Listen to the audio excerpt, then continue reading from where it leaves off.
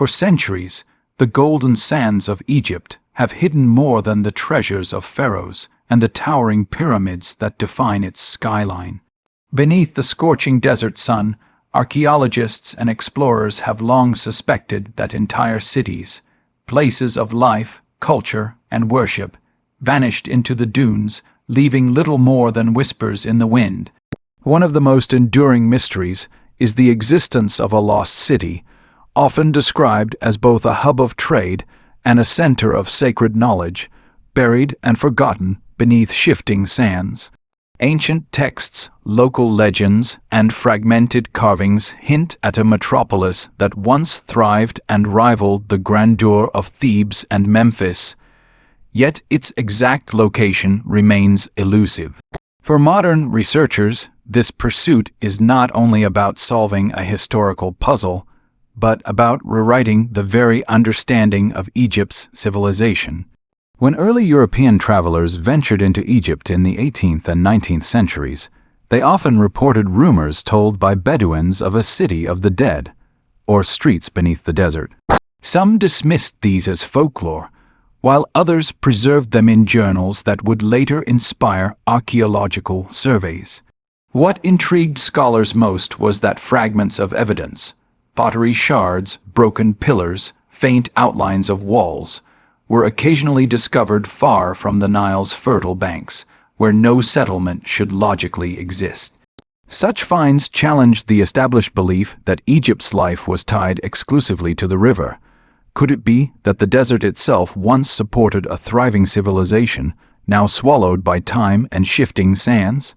The ancient Egyptians themselves left cryptic references to cities that no longer exist.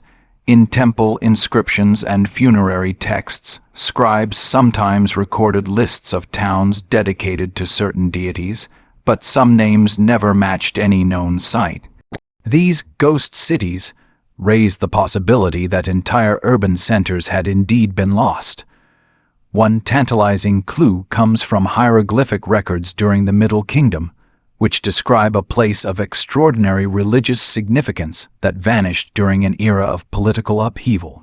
Archaeologists debate whether this could be linked to the lost city beneath the sands, its disappearance hidden within the chaos of invasions, climate changes, or shifting trade routes. The mystery intensified in the modern era as satellite imaging and ground-penetrating radar began to reveal patterns beneath the desert floor. Strange geometric outlines, resembling streets and building foundations, were detected in areas previously considered barren. Such discoveries hint at human activity on a massive scale, supporting the idea that entire communities once flourished beyond the Nile's floodplains. The challenge, however, lies in the sands themselves.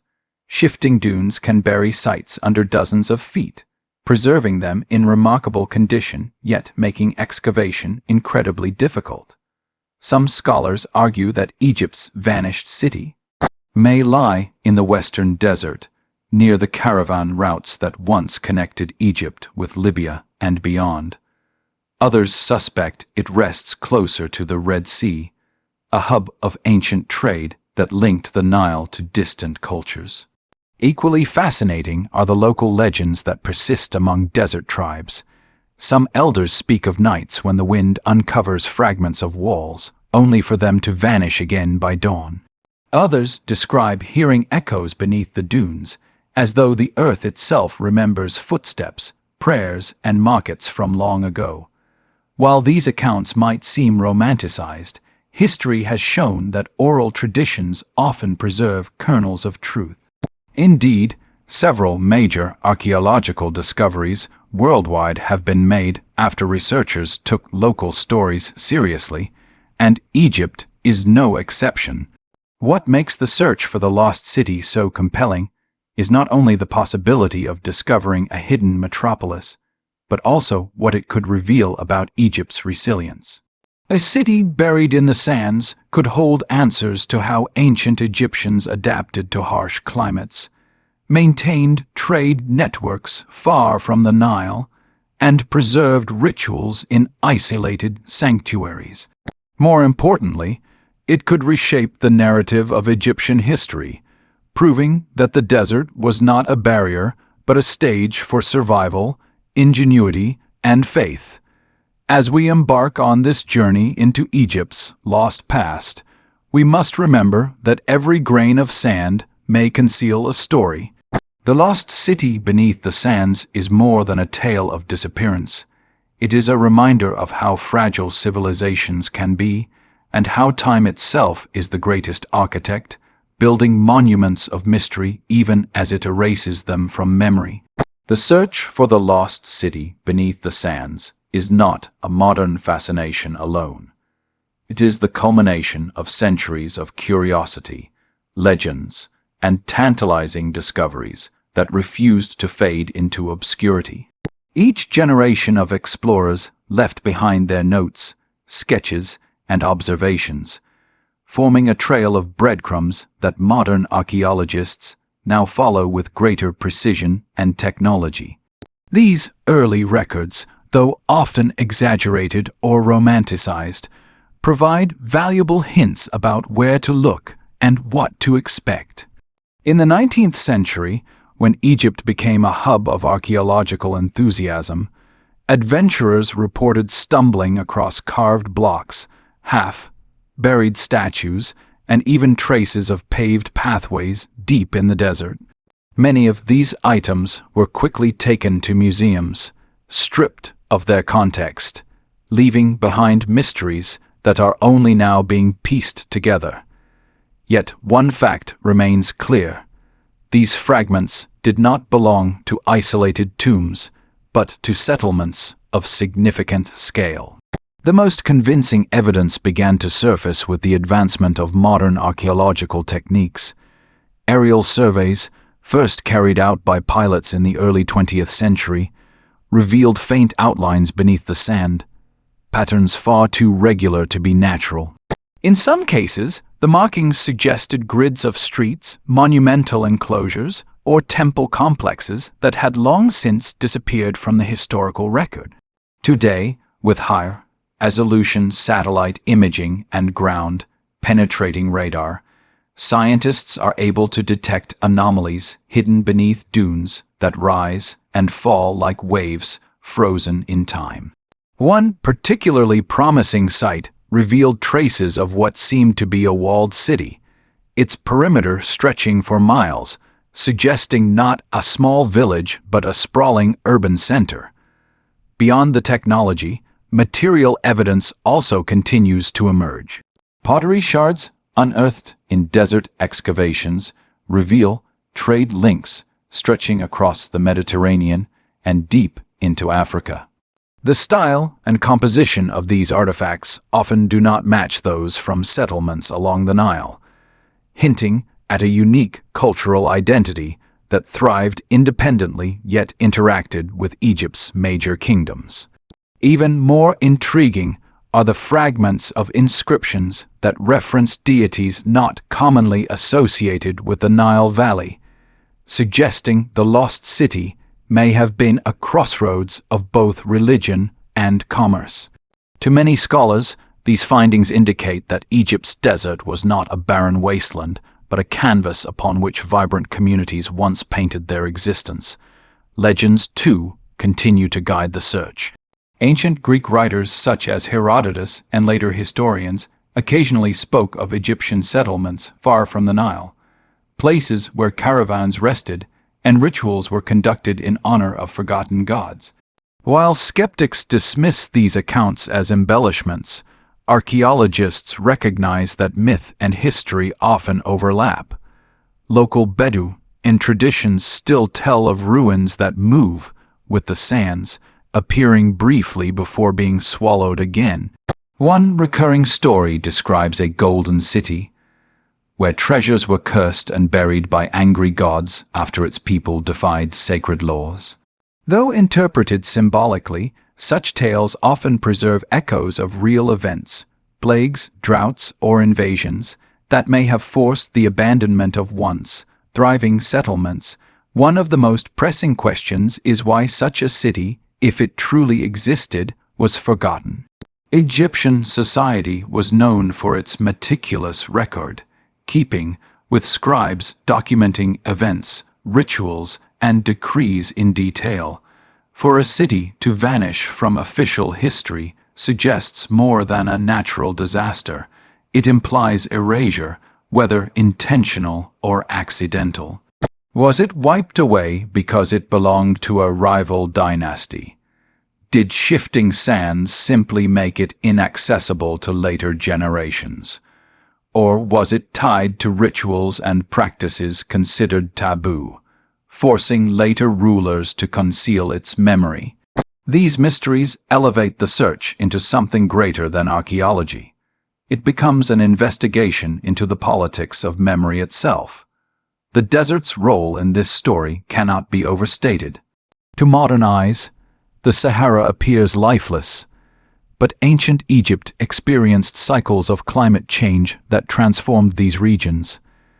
At times, areas now barren may have been fertile enough to sustain communities, only to later dry out, pushing inhabitants closer to the Nile or other oases. This dynamic landscape suggests that the lost city may have been abandoned not from sudden catastrophe, but from slow, inevitable environmental shifts. Its ruins, preserved by the very sands that consumed it, might now be waiting to tell us how ancient Egyptians adapted, or failed to adapt, to these changes. As more expeditions prepare to probe deeper, the evidence is building toward a remarkable conclusion. Egypt's story extends far beyond its riverbanks. The lost city beneath the sands was not merely a forgotten settlement, but a piece of a much larger puzzle, a missing link in the chain of civilizations that shaped one of the world's greatest empires. Each shard, each inscription, and each desert legend brings us one step closer to uncovering a truth buried for thousands of years. The question is no longer whether something lies hidden beneath the sands, but when humanity will finally unearth it. When imagining the lost city buried beneath Egypt's sands, it is not enough to focus only on its ruins or forgotten walls. To truly understand its significance, we must attempt to reconstruct the rhythms of daily life that once pulsed within it. Archaeological fragments, pottery, tools, and ornaments offer tantalizing clues about what ordinary days might have looked like for its people. Taken together, they sketch an image of a vibrant urban society, where commerce, faith, and survival converged in unique ways, distinct from the better, known life along the Nile. At dawn, the city would have awakened to the sounds of markets stirring to life. Merchants spread goods along open courtyards, and the aroma of baked bread mixed with incense offerings. Unlike the dense cities clustered near the river, this settlement relied heavily on trade routes stretching deep into the desert. Caravans loaded with spices, copper, ivory, and exotic goods from Nubia and beyond would have passed through, making the city a hub of exchange. For artisans and craftsmen, this meant access to rare materials. Jewelry unearthed from the sands, made with imported lapis lazuli and turquoise, demonstrates not only wealth, but also the wide, reaching connections that bound this hidden metropolis to the larger ancient world. Religious life would have shaped every corner of the city. Temples, suggested by aerial surveys and fragments of sandstone reliefs, may have been devoted to gods less familiar to those along the Nile. While deities like Ra, Osiris, and Isis certainly held sway, evidence points to local variations, desert gods associated with storms, fertility, or the shifting sands themselves. Inscriptions, though incomplete, reference rituals of protection for caravans and blessings for water wells. These beliefs reveal a society deeply attuned to its precarious environment, where survival depended on maintaining harmony with forces that could give life or take it away in an instant. Social structures also emerge from the artifacts. Pottery styles vary significantly, suggesting distinctions between classes or communities within the city. The finer wares, decorated with geometric and floral motifs, were likely reserved for elites, while simpler clay vessels served everyday households. The presence of large communal ovens and food storage facilities indicates cooperation, perhaps even a proto-bureaucratic system designed to ensure fair distribution during harsh seasons. Such organization mirrors the efficiency of Nile-based administrations, suggesting that this city was no isolated outpost, but part of Egypt's broader cultural and political fabric. Family life, too, can be glimpsed through small details. Amulets carved into the shapes of protective symbols, scarabs, ankhs, and the Eye of Horus, suggest a deep concern for health and safety. Many of these were likely worn by children or placed near cradles to ward off illness. Clay figurines, crudely fashioned but meaningful, may have been used in domestic rituals, perhaps tied to fertility or ancestral worship. Together, these intimate artifacts reveal the emotional and spiritual bonds that connected families to one another and to their environment. Even in a city now reduced to fragments of stone and clay. Water, the lifeblood of survival, played a central role in shaping the city's layout. Unlike settlements nourished directly by the Nile, this community would have relied on wells, cisterns, and possibly even hidden oases. Archaeological surveys suggest the existence of channels that once directed scarce rainfall into storage basins, an ingenious adaptation to desert life. This water infrastructure would have determined where people lived, how crops were grown, and how long caravans could linger before moving on. For the inhabitants, every drop was sacred, a theme reflected in rituals that blessed water sources and appeased deities believed to guard them. What is most striking about the fragments of daily life is their blend of the ordinary and the extraordinary. People ate bread, brewed beer, raised families, and worried about illness and death, just as Egyptians everywhere did. Yet here, in a city surrounded by shifting sands, life carried an edge of uncertainty. The desert was both protector and predator. It shielded them from enemies, yet threatened to consume their world if crops failed or trade routes shifted. This constant tension may explain why the city eventually vanished, swallowed not only by sand, but also by the relentless push of history. Reconstructing the daily rhythms of this hidden metropolis allows us to see its people not as shadows, but as individuals, traders, priests, mothers, and children, who laughed, prayed, and struggled for survival. Though the city is buried, its memory lingers in the traces of its humanity, preserved in pottery shards and inscriptions, waiting to tell their stories once again. To uncover them is to restore dignity to a forgotten chapter of Egypt's past, a reminder that history is made not only by pharaohs and pyramids, but by the ordinary people who built their lives in extraordinary places.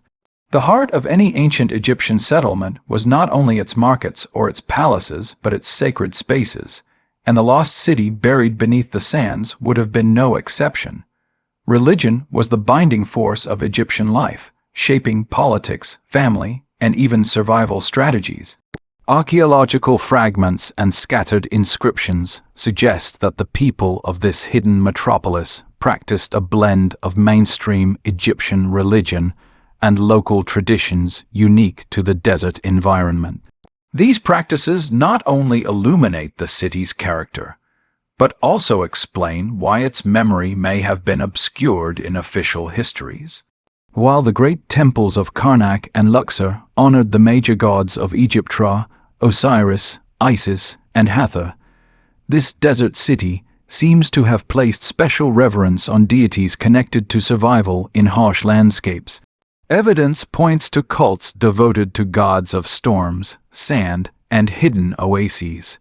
One inscription fragment, though incomplete, mentions the guardian of the wells, hinting at a deity whose role was to protect precious water sources. Such devotion makes sense, for water determined whether the city thrived or perished. Rituals performed at wells and cisterns may have been daily occurrences, carried out not only by priests but by ordinary families seeking blessings for their households. The city may also have served as a spiritual crossroads.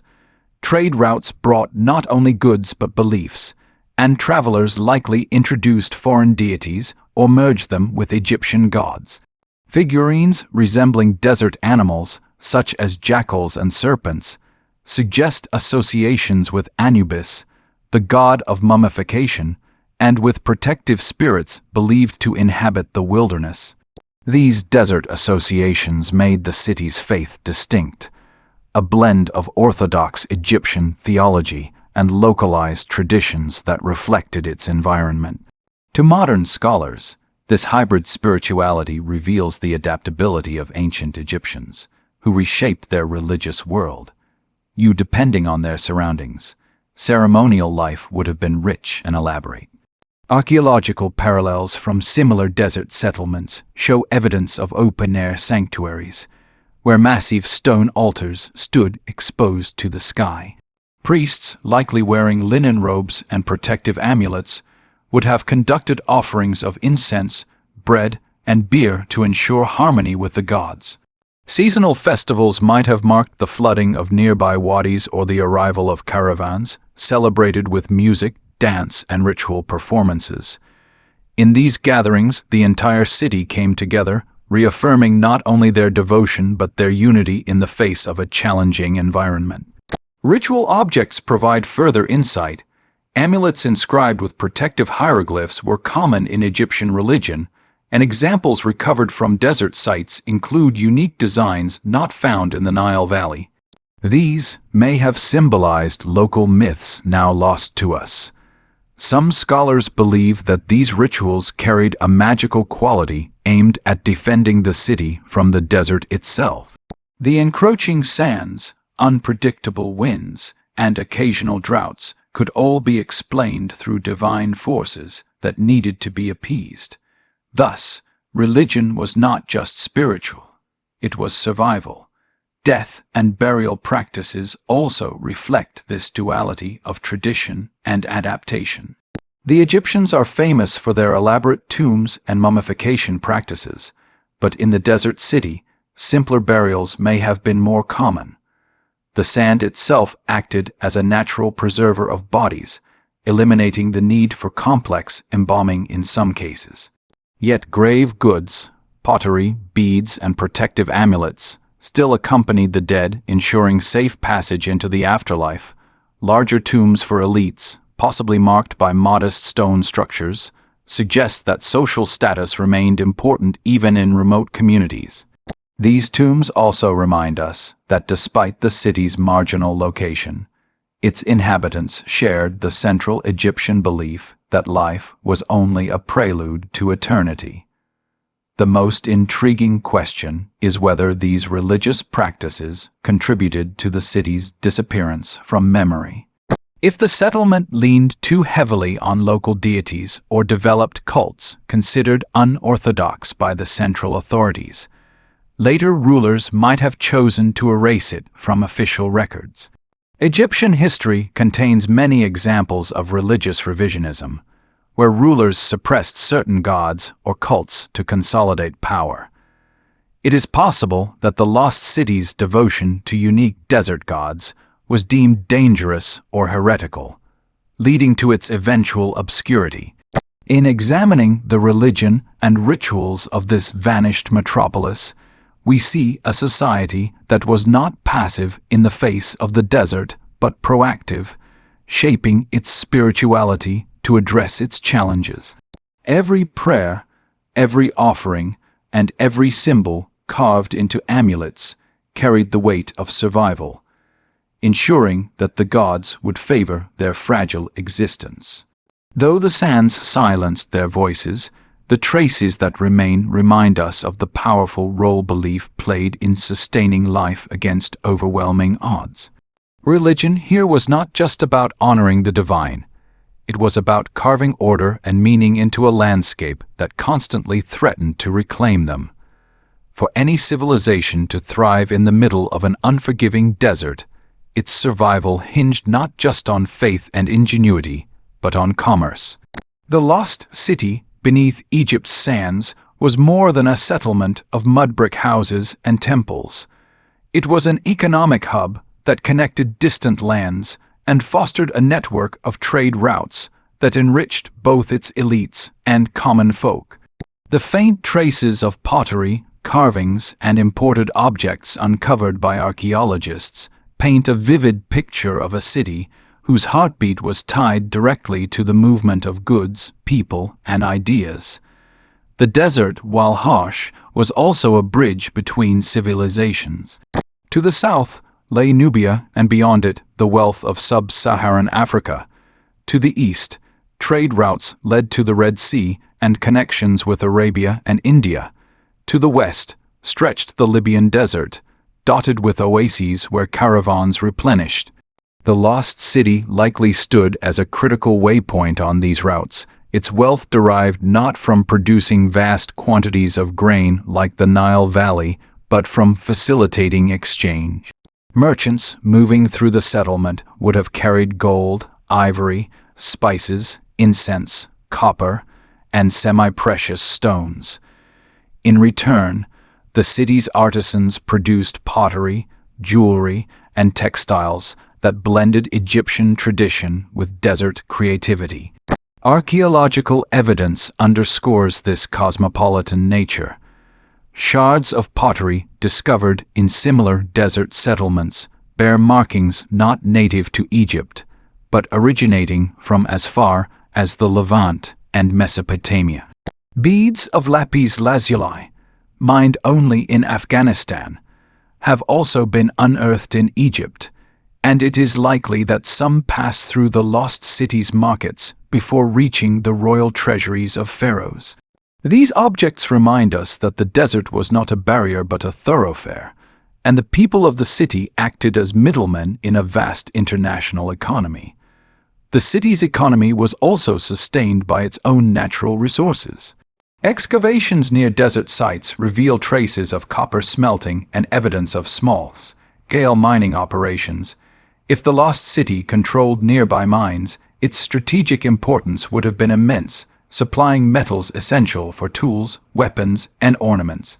Control over such resources could explain why the city grew large and prosperous before its eventual decline. Moreover, its location may have allowed it to levy taxes or tolls on caravans passing through, turning its geography into profit. Daily trade within the city was likely bustling. Marketplaces would have been filled with the noise of haggling, the scent of spices, and the sight of vibrant fabrics brought from afar. Women may have played active roles in this commerce, selling food, pottery, and woven goods. For the average family, access to exotic products, whether fine beads or flavorful herbs, would have connected them to worlds far beyond their own desert horizon. The economy was not just about elites stockpiling treasure. It was about ordinary people participating in a global system long before globalization became a modern term. Economic activity was also deeply intertwined with religion. Temples acted as both spiritual and financial centers, collecting offerings of grain, beer, and livestock, which were redistributed to priests and workers. Inscriptions from across Egypt show that temples often controlled large estates and trade agreements, and it is almost certain the lost cities, sacred institutions, played a similar role. Caravans may have sought blessings before embarking on long desert journeys, offering goods in exchange for divine protection. In this way, faith and finance walked hand in hand, ensuring the city's prosperity. Yet reliance on trade also made the city vulnerable. If routes shifted due to political upheaval, warfare, or environmental change, the flow of wealth could dry up quickly. A rival settlement controlling a key oasis might redirect caravans, leaving the lost city isolated. Droughts could reduce the availability of water for travelers, making the city less attractive as a waypoint. These risks remind us that prosperity in the desert was always fragile, dependent on a delicate balance between geography, politics, and climate. Still, the traces that remain tell of a people who turned their harsh environment into opportunity. They harnessed trade to weave themselves into a vast tapestry of connections stretching from Africa to Asia. For the ancient Egyptians, the Nile was the lifeline, but for the people of this vanished city, commerce was their river, flowing with goods, ideas, and wealth. The sands may have buried their homes and markets, but the artifacts they left behind whisper of a civilization that thrived not by resisting the desert, but by mastering its pathways. The lost city beneath Egypt's sands was not merely a trade outpost or a religious sanctuary. It was almost certainly bound up in the political currents of its age. Ancient Egypt was a land where power radiated outward from the pharaoh, the so-called living god, whose authority stretched across the Nile Valley and beyond. Yet the existence of a large, organized city in the desert suggests a more complex reality, one in which local rulers, administrators, or even rival dynasties played vital roles. To understand this vanished settlement, we must consider not just its economy or daily life, but the politics that defined its rise and sealed its fate. The sheer scale of the city, as hinted by satellite imaging and fragments of inscriptions, implies central planning and strong leadership. This was not a scattered collection of huts, but a structured metropolis with walls, temples, and organized streets. Such coordination would have required the authority of a governing elite, possibly appointed by the pharaoh himself, or perhaps independent rulers who wielded power at the edge of the state. Egyptian history is filled with examples of local leaders who gained prominence, especially during periods when central authority weakened, such as the First Intermediate Period. It is entirely possible that this desert city thrived in such a moment, asserting itself as semi-autonomous while still paying homage to the symbols of Egyptian kingship. Inscriptions discovered on pottery shards and fragments of reliefs offer tantalizing clues. Some bear cartouches, the oval rings that enclosed royal names, though many are damaged or incomplete. If scholars can one day identify a pharaoh's name linked directly to the city, it could confirm whether this was an officially sanctioned settlement or a rival capital that sought legitimacy through its own rulers. Until then, the mystery remains: was this city an extension of Egyptian authority, or was it a challenge to it? Politics also extended to the city's role as a gatekeeper of trade. Whoever controlled it would have overseen caravans carrying gold, ivory, and exotic goods. This power to regulate commerce gave its rulers influence far beyond their walls. They could tax traders, forge alliances, or even withhold access to routes in times of conflict. Such authority would not have gone unnoticed by the pharaohs in Memphis or Thebes, whose power often depended on access to the same wealth. The lost city may therefore have been both a partner and a rival, a place courted for its strategic importance, but feared for its independence. The presence of temples further complicates the political picture. In Egypt, religion and politics were inseparable. Priests were not only spiritual leaders but administrators who managed wealth and property. If the desert city's temples controlled trade offerings and accumulated wealth, its priesthood may have rivaled the influence of its rulers. This balance of power between secular and religious authorities may have shaped the city's destiny, just as it did in Egypt's major capitals. In times of crisis, conflict between these groups could have weakened the city from within, leaving it vulnerable to abandonment or conquest. Military strength would also have been essential. The desert was not empty. Nomadic tribes, raiders, and rival communities posed constant threats. Archaeological evidence of fortified walls suggests the city was prepared for conflict. Warriors armed with bows, spears, and copper weapons may have patrolled its perimeter, defending not only the inhabitants, but also the goods passing through. Control of such a fortified outpost would have been a prize for any pharaoh, further underscoring its political significance. One of the most intriguing possibilities is that the city was erased from history deliberately.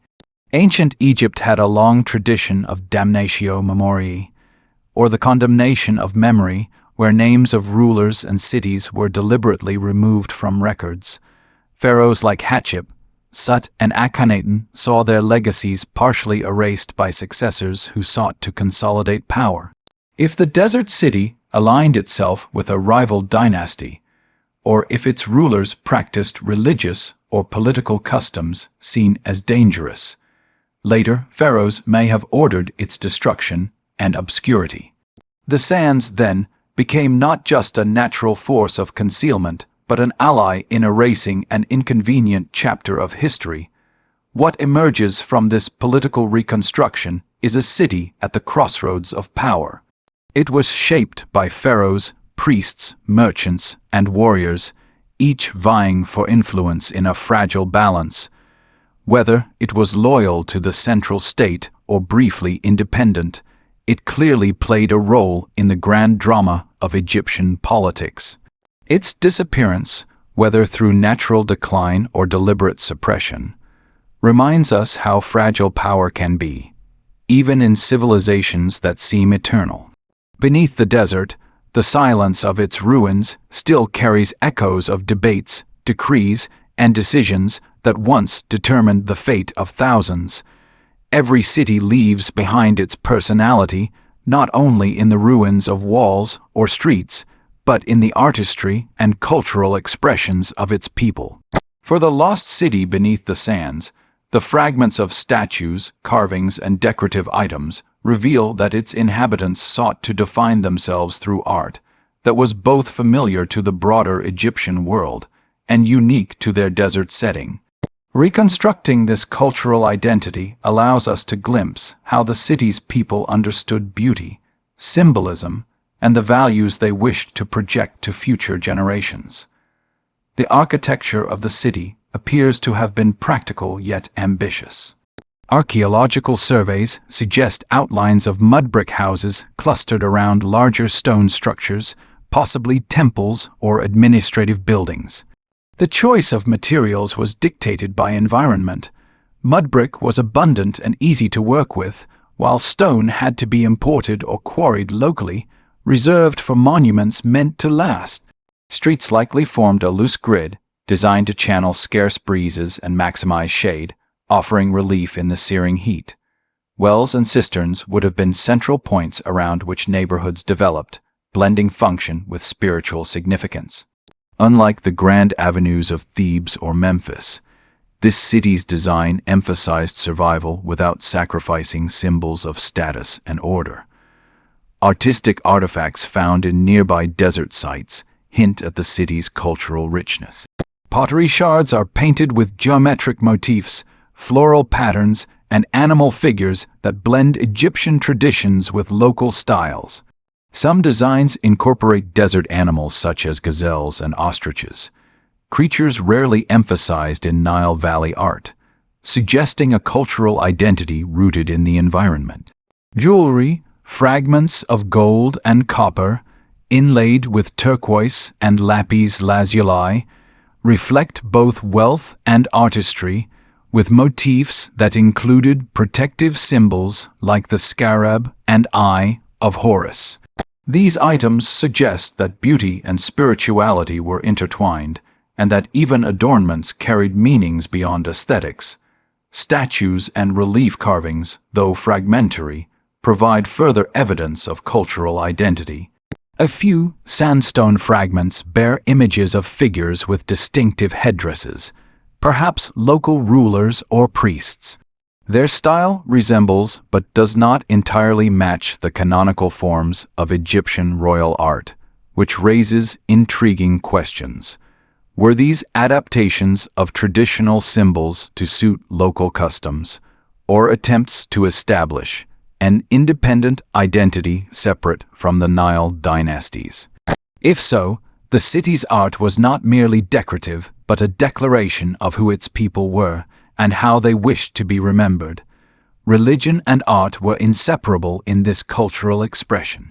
Decorative amulets shaped like cobras, jackals, and other protective animals suggest a blending of mainstream Egyptian deities with localized desert spirits. Murals, now faint and fragmented, may have depicted rituals carried out under the open sky, emphasizing the interplay between humans and their harsh yet sacred landscape.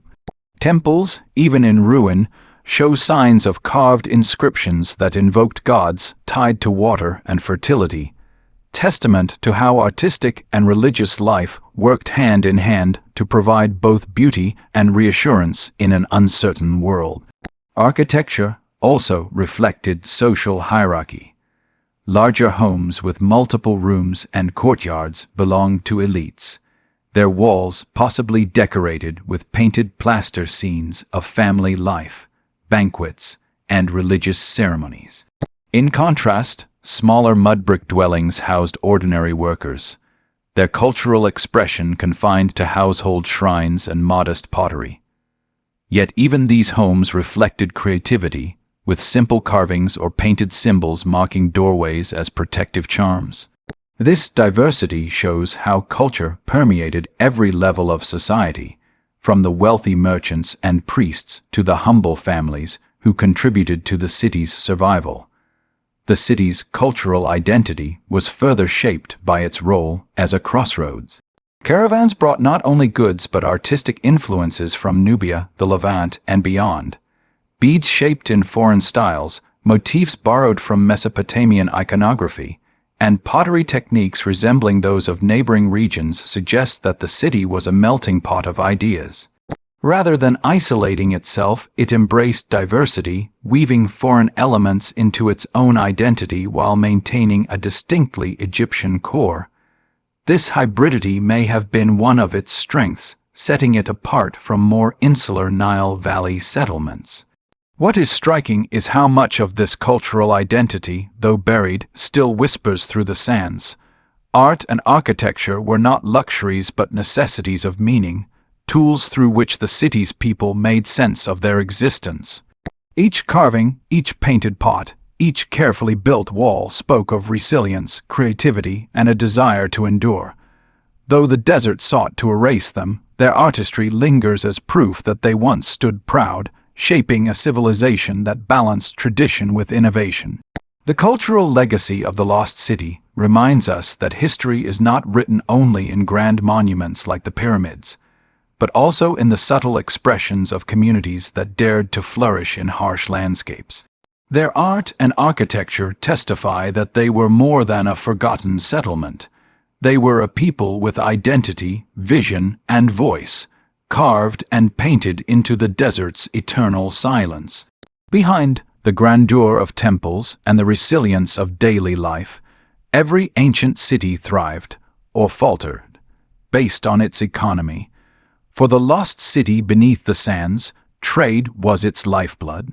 Its very location, wedged between the Nile Valley and the far-flung routes that snaked through deserts toward Nubia and the Levant, made it a natural hub of exchange. Archaeological evidence, including imported pottery, foreign beads, and traces of exotic foodstuffs, suggests that this city was never isolated. Instead, it functioned as a vital node in the ancient world's early form of globalization, where goods, ideas, and even beliefs traveled alongside caravans of traders and envoys. The economic backbone of the city rested on both agriculture and commerce. Though the desert's dryness seems unforgiving, proximity to underground water channels and seasonal floods allowed for limited cultivation of grain, legumes, and dates. Terraces carved along shallow basins and carefully managed irrigation ensured that small fields could sustain a significant population. Livestock, particularly goats and cattle, provided not only meat and milk, but also hides for trade. These agricultural outputs were not enough to make the city fully self-sufficient, but they gave it the stability to serve as a bustling marketplace. trade expanded that stability into prosperity.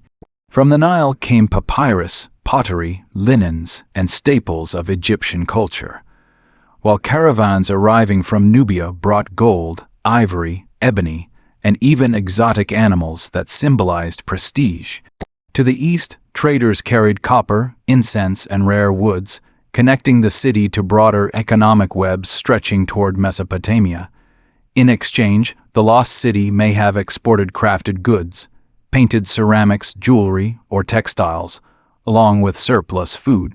Each exchange was more than commercial. It was cultural, weaving the settlement into the fabric of civilizations that spanned thousands of miles. One of the most fascinating aspects of this trade was how it shaped the city's identity. Goods like lapis lazuli from Afghanistan or frankincense from the Arabian Peninsula reached Egypt through intermediary routes, and this city likely played a role in their passage.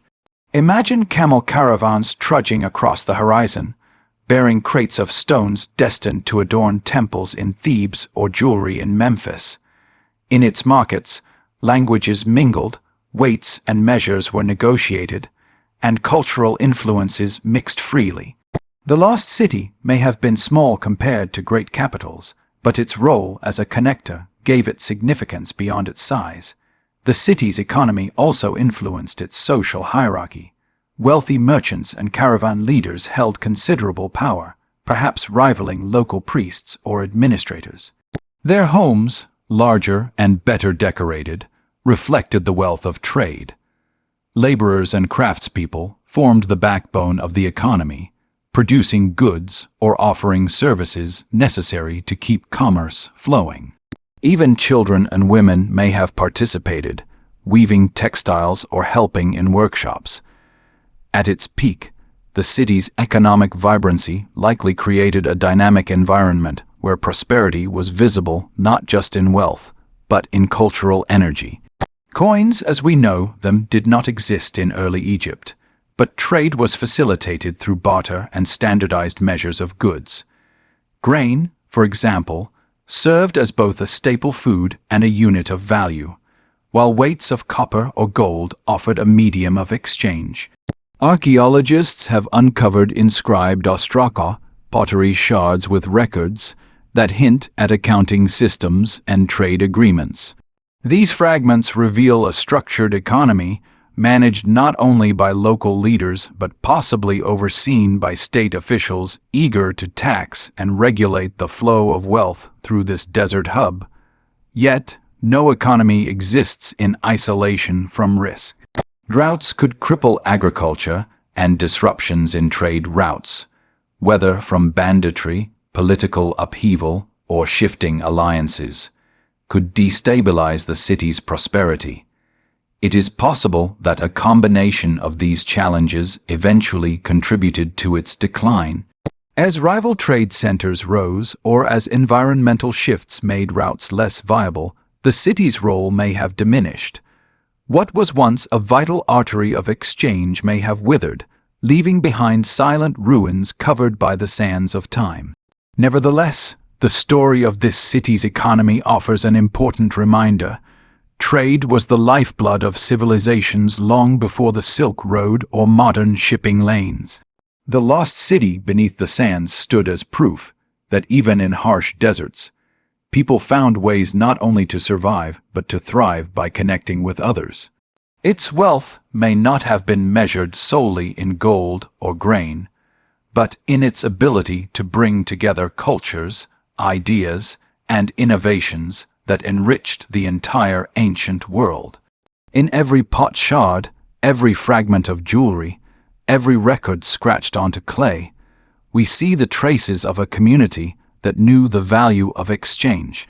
Their economy was not merely about survival, it was about participation in something greater than themselves, a network of human activity that linked deserts, rivers, and seas. That, perhaps, is the city's true legacy, an enduring symbol of the power of connection in shaping history.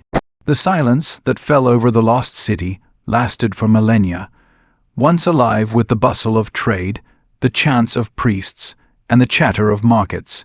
It became a place swallowed by drifting sands and forgotten by human memory. Only fragments, weathered walls poking above dunes, shards of pottery scattered across the ground, hinted that something once thrived here.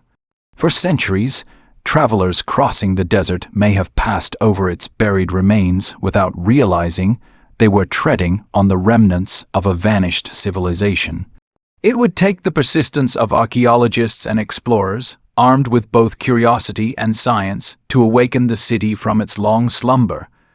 The rediscovery of this lost city did not occur in a single dramatic moment, like a treasure chest unearthed. Instead, it unfolded gradually, as layers of sand gave way to stone foundations and weathered statues. Early accounts from 19th and 20th century explorers describe seeing unusual formations in the desert, too precise to be natural. Later, excavations confirmed their suspicions. This was not just a way station, but a settlement of considerable importance. Each dig revealed new pieces of a puzzle, fragments of painted murals, collapsed homes, tools once held by craftsmen, and inscriptions that tied the city to Egypt's broader story.